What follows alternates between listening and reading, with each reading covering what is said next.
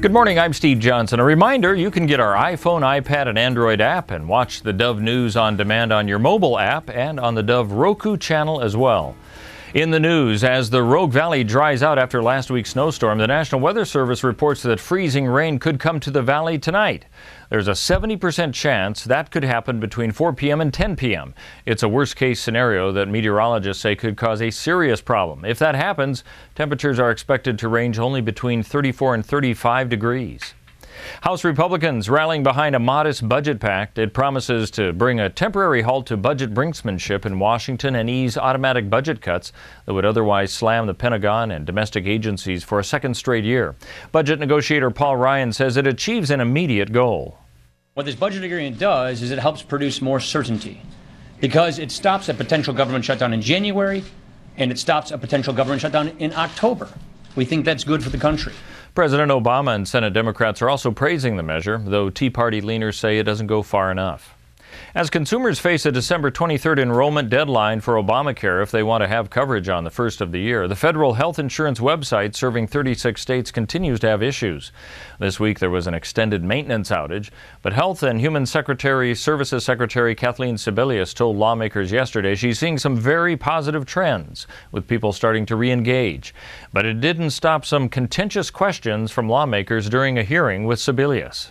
We did not take over the private insurance market. People will purchase. But you are telling from insurance. But you're telling us that those who just shop are enrolled. I have told you, sir, who is enrolled. Okay, that's why we're frustrated because we just don't get the truth out of you.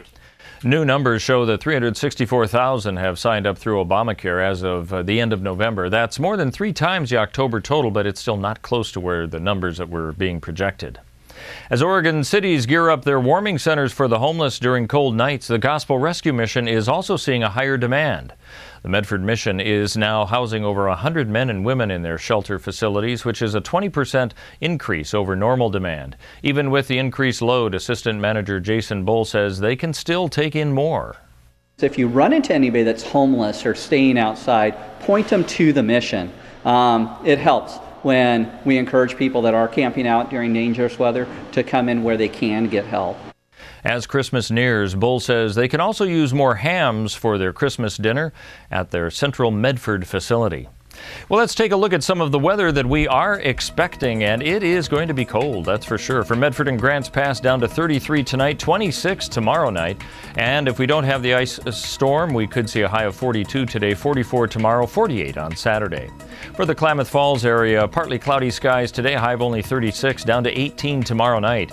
Meanwhile, on Friday, 41 with 40 on Saturday, a slight chance of rain all 3 days. For the Brookings area, good chance for rain today with a high of 48 down to 41 tonight, 53 tomorrow as well as on Saturday, partly sunny skies but a slight chance of rain during those days.